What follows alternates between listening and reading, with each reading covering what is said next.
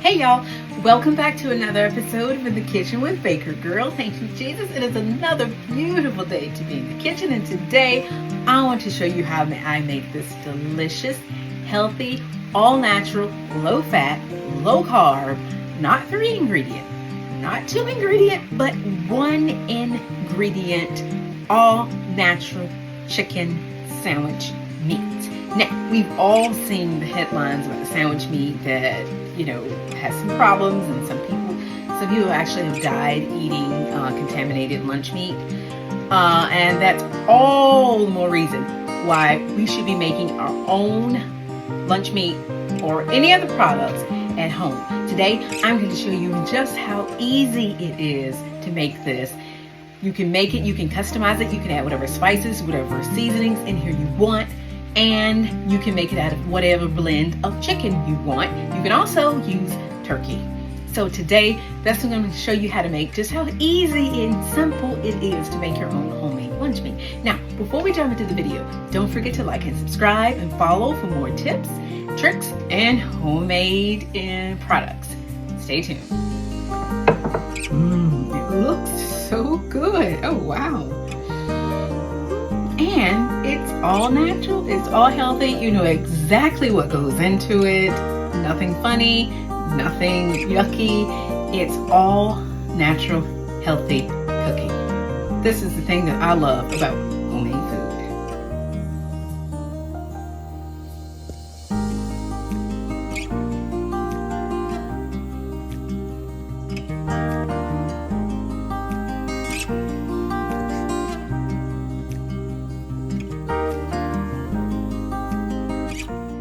Now, the only real special equipment you need to make your own homemade lunch meat is this press. And this is a meat press. You can get them off Amazon, anywhere you do ordering. And it has a little thermometer down on the inside, which is really, really handy because you need to cook this to 158 degrees. And this little thermometer helps you keep track of without having to take it loose. So there's a little hole that goes in, and then there's a lid actually that clicks on and clicks off so it doesn't come loose.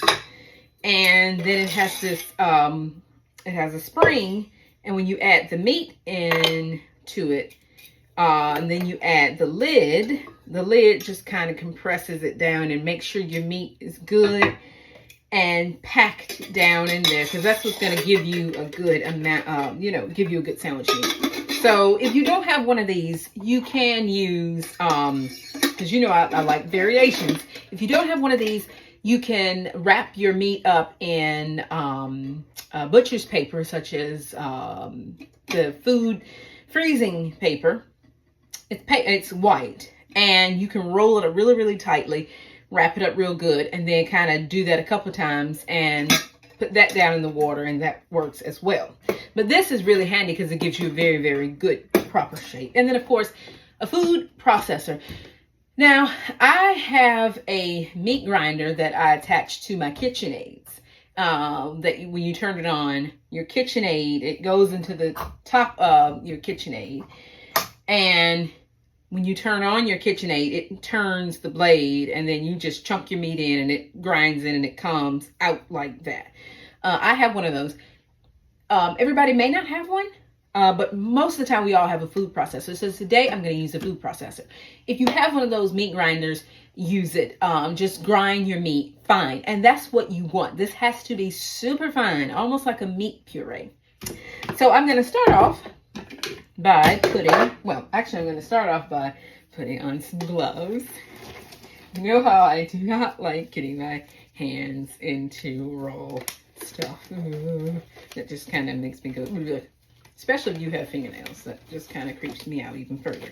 Okay, so what I have here is I have some chicken thighs and some chicken legs. And I took the skin and the fat off of the meat. Then I cut the meat off the bone and cut the meat up into chunks. And then I froze the meat, which just helps it grind better. Now here I have some pre-ground chicken breasts. Now I could have bought some chicken breasts but I do want to show you can use pre-ground.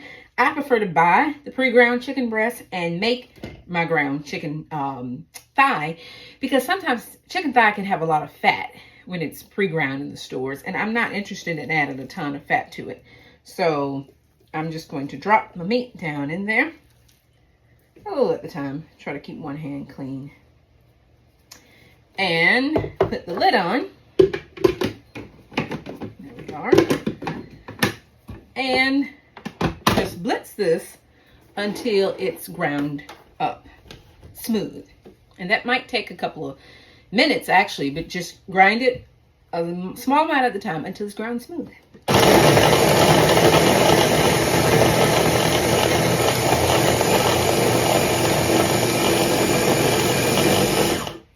Now, because this is a Ninja, it goes really quickly. That's why I like my Ninja. It's ground very fine, if you can see, and that's what you want. So I'm just going to grind that up just a tiny bit more. And this is not my regular food processor.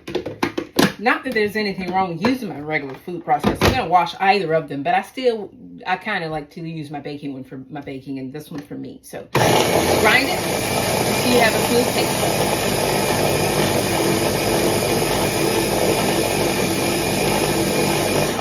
Okay, that's good.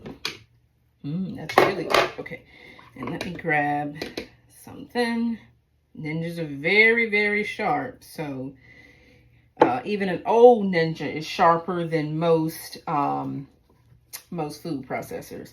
So you can see the texture of the meat. It's like a pate. And I'm actually going to transfer this to a bowl and just continue with the rest of the meat. So put that in there and just proceed until I've got all the meat ground up to this very fine paste. All right, so that's all the thigh meat. Now I'm going to grind up the chicken legs. And it's actually funny, most people don't think of taking chicken legs off the bone, but you can take them off the bone just like you take thighs off the bone.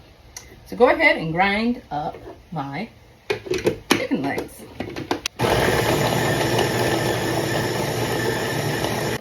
Okay, now let's have a look. And the legs, the thing about grinding up the legs is you may end up with these little strings. You do want to get those out. But other than that, that's the only drawback to grinding up the legs. And they usually attach themselves around the blade. So there's no need to worry about that. Be very careful when working with these Ninja blades. They call them Ninjas for a reason. Okay, now I can set that aside and move my bowl on over. Okay, that's that. Now, let's set this aside. Okay, now let's go ahead and add in the ground chicken. And you can customize this however you like. You can use all breast meat. You can use all thigh. That's entirely up to you how you choose to do it. I'm definitely gonna have to stop and wash my hands because I just can't stand that not washing my hands numerous amounts of times. So yeah. Okay, so, and by the way, you see it's very easy to make your own ground meat with or without the meat grinder. So this is ground chicken thighs. Now I can use this to make chicken nuggets. I can use this to make chicken patties. I can use it to make chicken burgers. So very easy and also very inexpensive to make your own ground.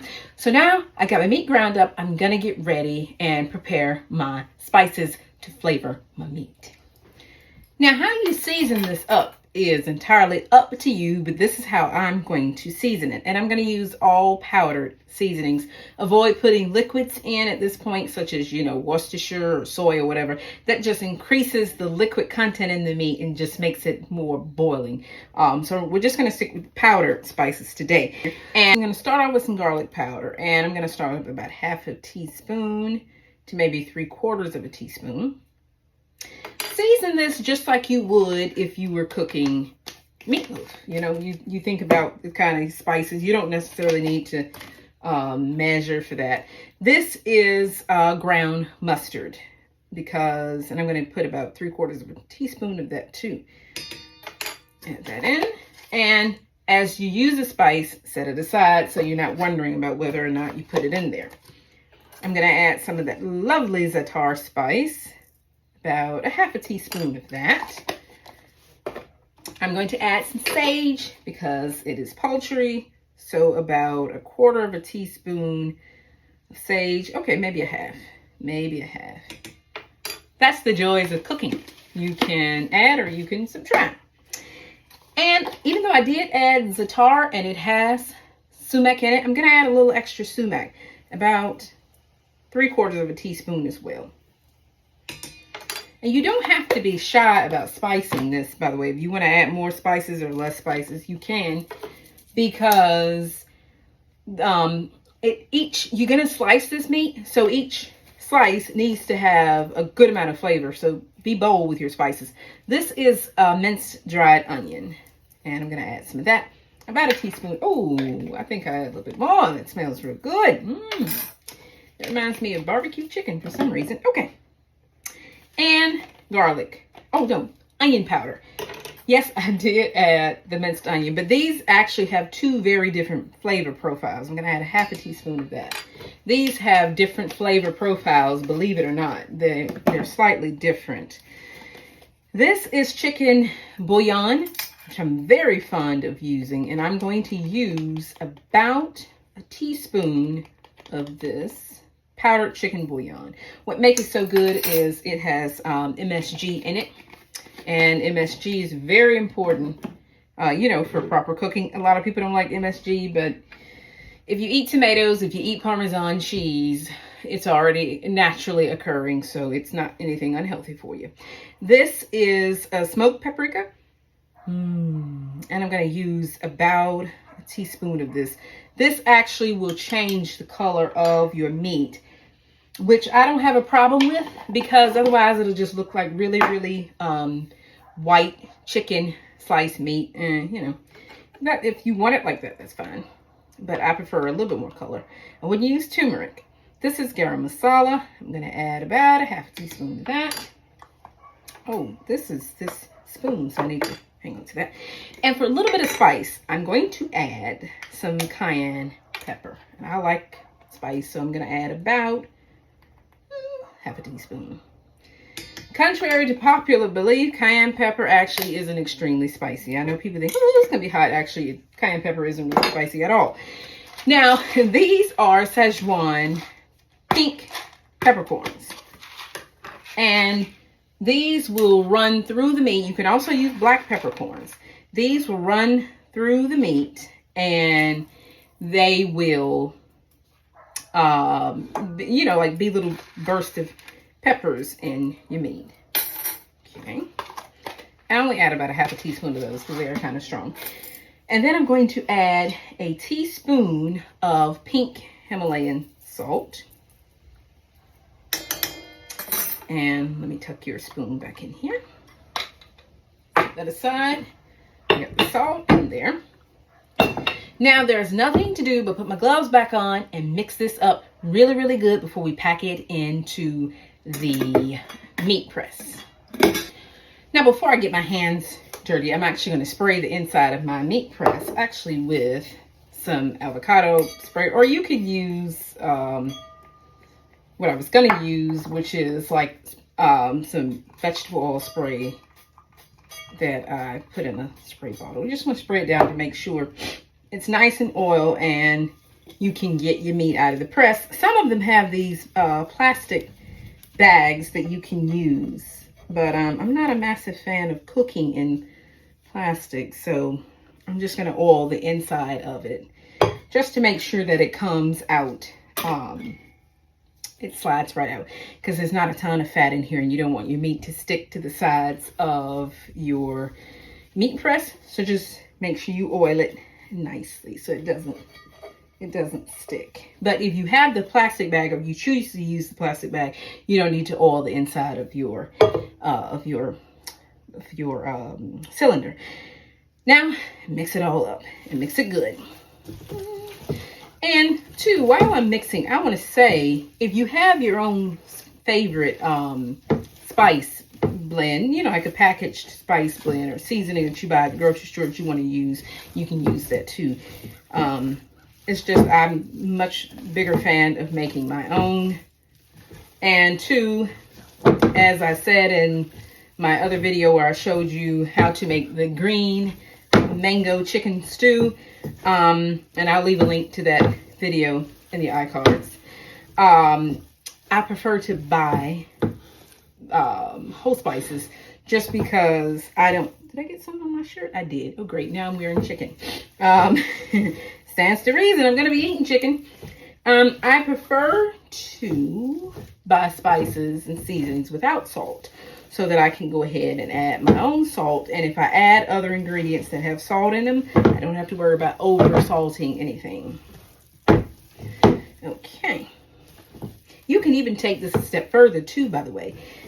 When this comes out of the press and you let it cool and then you take it out of your meat press, you can then you can roll your meat roll in like a nice barbecue spice blend that you can make without salt.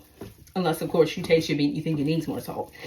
And then you can put that on your grill and let that kind of smoke on your grill a little bit. You can even add some wood chips under there and you can have your own smoked meat sandwich spread. So it's an idea. I like to see the little pieces of the peppers peeping out. Okay. That's just going to get me. Okay. Now let me bring my meat press over and start packing it down inside of my meat press. So there. There's really no neat way of doing this. You just have to do it. Take a little bit at a time so it doesn't tip over the sides. And just literally pack it in there. So this recipe makes 2 meat logs. If you have 2 meat press, you can have them both going at the same time. I only have 1.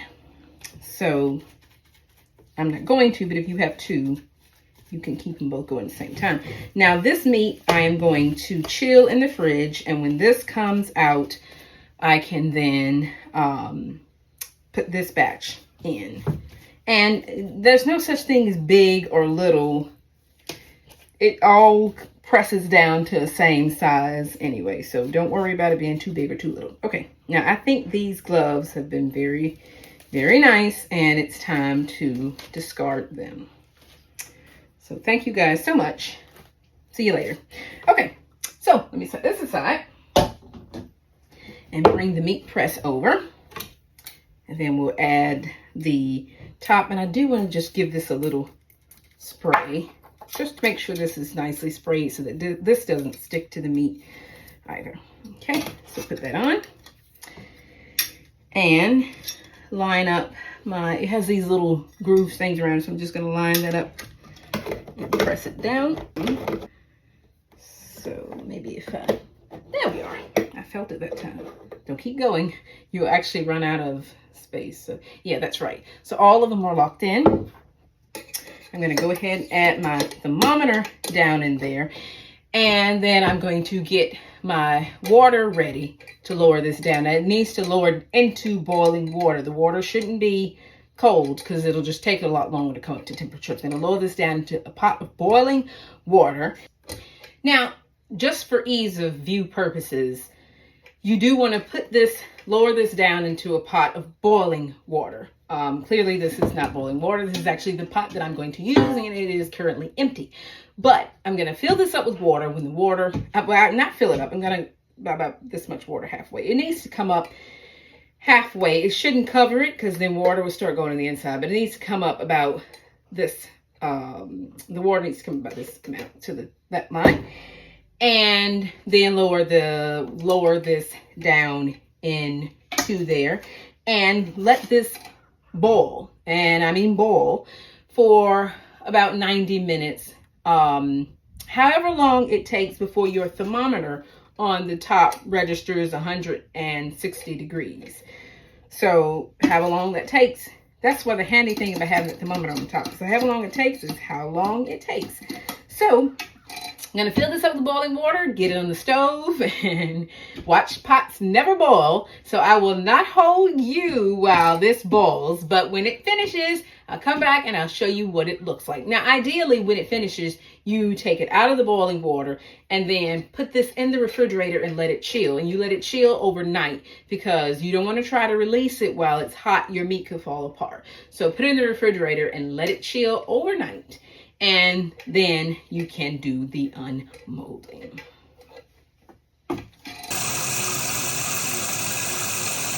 Now, while the pot is coming to the boil, I want to say really, really quickly, you can always do like my mom did with when she was making meatloaf.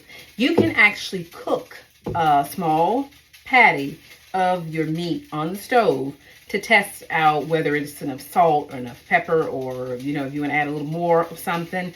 You can always do that. That way you don't make everything up and then, you know, go through all that and then taste and go, it doesn't have enough salt.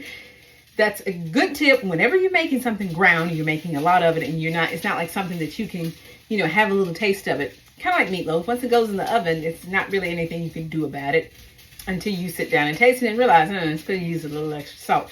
So that's a good tip when you're making your meat, when you're making your sandwich meat. Just cook a little bit of it and see, adjust your seasonings accordingly.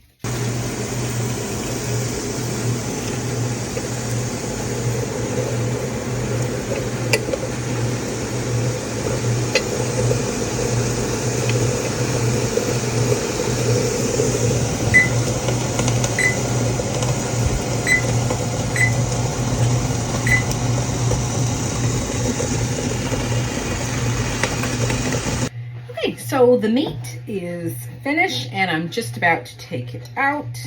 So easily lift it out. And I did actually put a lid on because it really didn't seem to matter. There's a hole in here, and so you don't have to worry about pressure or anything. And take my little thermometer out. Now I am going to let this cool to room temperature. Because obviously you don't want to put this in the refrigerator hot. So I'm going to let this cool to room temperature. And I can see where my meat is, because if you can see the ring right around there, I can feel, if you can tap it, you can hear where the where the meat is versus where the press is. So I'm going to let this cool completely, then put it in the refrigerator and let it chill. You can speed up the process once it's come to room temperature by putting it in an ice bath, especially since I have another batch of meat to put into the pot. You can speed up the process by putting this in cool water and then transferring it to cold water. Don't shock your meat by taking it straight from hot water into ice water. But you can put it into cool water, and then after it cools enough, you can lower it into ice water. You know, that way you can go ahead and get your second batch going. Don't be tempted to open the press though at this point, because your meat it's cooked at this point, but it's not like completely solidified. So don't be tempted to open the press at this point. So I'm just going to let this cool to room temperature, and then I would repeat the same process with the second batch of meat. You can smell it. Smells good. So it's the next day and both of the meats are done. So I have the first one here, after I let it cool, I molded it, and then I wrapped it in parchment paper and put it in the fridge. And then I did my second batch of meat. So now I want to show you how to unmold this, because at this point it's stuck. You can't get it out. So, and of course the liquid in here has congealed because it's meat. So I just have here a pan of boiling water or hot water. Doesn't have to be boiling. And I'm just going to set this in here. And what it's going to do, it's going to loosen up and allow me to get that meat right out of here, because it does firm up and there's really nothing you can do but just dip it back into warm water to loosen it up. You don't want to start to heat up the meat, but you do want to kind of start to melt that chicken broth, because that's essentially what you have in here now is chicken broth. Okay, so I'm going to go ahead and take that out. And let's set that aside because I don't need that anymore. Use that good hot water for something else. Okay, now open the press. Bing! It's very happy to come out. And then if you look on the inside in here, you see there is this liquid, which is very rich chicken stock. Now, I don't want to waste a drop of that. So I'm actually going to grab a canning jar and just pour this liquid out. And out it comes. You don't want to waste it because this is good stuff. It's very flavorful. And it's also, it's well seasoned. So don't waste it. Pour it into, see how much you got? And this is, ooh, it smells good. Mama. That smells really good. So I'm going to set that aside to save it. Now I'm just going to pry the ring off. And that can be a little tricky because the ring, oh, there we are. Okay, and so when you pull the ring off, the meat will be attached. So I'm just going to grab a cutting board and got this out. And there you are. There's your ring of meat. And as you can see, even though we greased it, it stuck a little. The meat actually didn't stick. It's the chicken broth that comes out of the meat, the liquid that congealed and made it stick. But the meat itself didn't stick, and you see the mold is clean. All right, set that aside, and then just gently pry the meat off the mold. Makes a little suction noise. And there, that is done. Let me wash my hands. All right. So the meat is out of the press, and you can see you have this beautiful log of meat. So now I'm going to show you the first one that I did, first log. And they're both chilled, so they're both ready to go. I mean, you can start slicing. You can use both of them. They're both ready to go. So I'm going to show you how to slice. And it's easier and better to slice them while they're cold because they cut better if the meat starts to get warm. First of all, you don't want your meat to start to come to room temperature anyway, but they just slice easier when it's cold. So use a serrated knife and just slice thin little slices. Okay, maybe not quite that thin, but thin slices. There we go. And I'm going to slice up this log. And you can see how you slice it. And you can slice it as thick or as thin as you want. And it smells so good. And you can see the little pieces of pepper in there too. If you use regular peppercorns, that would be pretty too. So I'm just going to finish slicing up this log. I'm going to leave one log whole, and I'm going to slice up the other log for sandwiches to eat now, and then I can save the other log for sandwiches to eat later. Now, I am going to make sandwiches out of this sandwich meat, but I want to taste it now just to kind of see how it tastes. So I cut myself a very thin little slice. Now, if you notice, there is a bubble here. That's just where the meat wasn't quite packed in that spot. So when you pack it in there, make sure you pack it good because you want it to be completely compressed. And also, don't overfill the mold when you are filling it. That's why I kind of split my two portions of meat in half. If you overfill it and pack it in there, because it works on a spring, the meat is just going to ooze out over the base, and you don't want, then it could really make it difficult to get it out of the mold when it finishes cooking. So don't overpack it. You want it packed, but don't overdo it. So that's why I split this into two portions. Okay, so let's have a taste. Thank you, Jesus.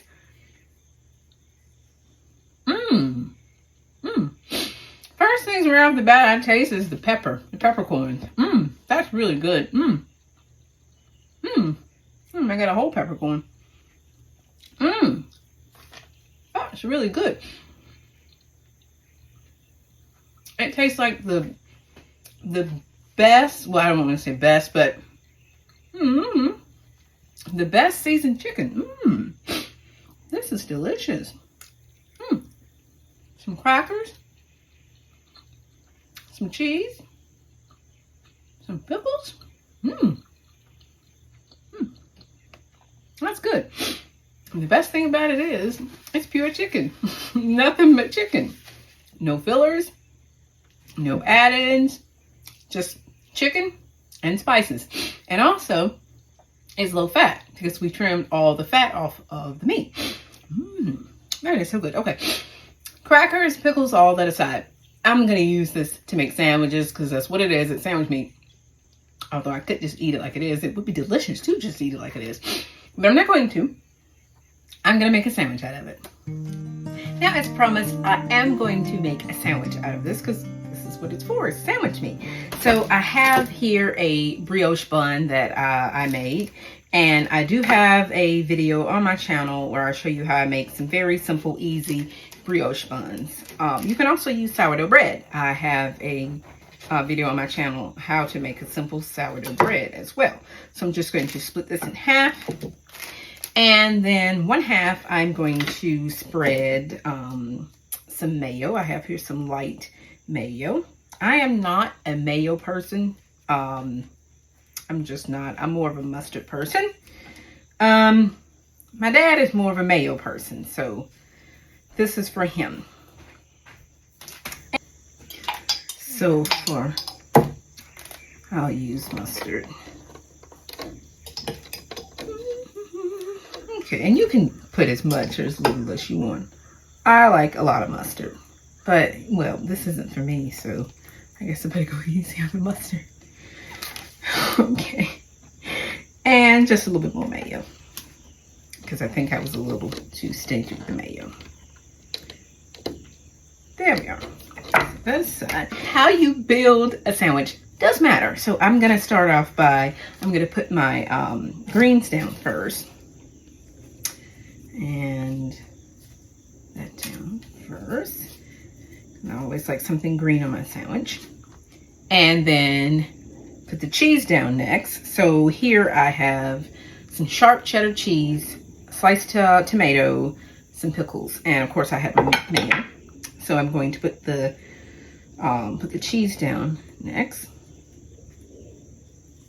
and then I'm going to add a couple slices of the meat. So let's see here. And you can make a lot of sandwiches out of this amount of meat. So just pile them on. There we are. Looks good. And then I'm going to add my slices of tomato and my slices of pickle because I do like a good amount of pickle. There we are. Okay. And then add the lid. Now that is a proper sandwich. It looks so good. And this is 100% from scratch. Now, of course, I didn't make the cheese. I do make cheese, but I didn't make this cheese. But the tomato is homegrown. And I have a recipe. Well, I don't exactly have a recipe on my channel, but I do have it on my channel. I'll show you how to make different various types of pickles, whether it's dilly beans or pickled beets, or here in this case, I'm using cucumber pickles. And of course, as I said, I do have a video where I show you how to make homemade brioche buns, sourdough bread. So you can customize and you can make your own homemade food yourself from scratch. There is no need to go to the grocery store for these things. So I hope you have enjoyed this video. If you have, please give us a like, give us a thumbs up, subscribe if you haven't already subscribed. By the way, if you have subscribed, thank you so much. Thanks for subscribing to my channel, and thank the Lord. I totally appreciate it. And I hope that you find the tips and the tricks on this channel useful, not just entertaining, but something that you can actually take away to use in your own kitchen. So I hope you enjoyed today's video. Stay tuned for more homemade, prepared things to come. And the good Lord willing, I will see you again in another video. Take care, y'all. Bye.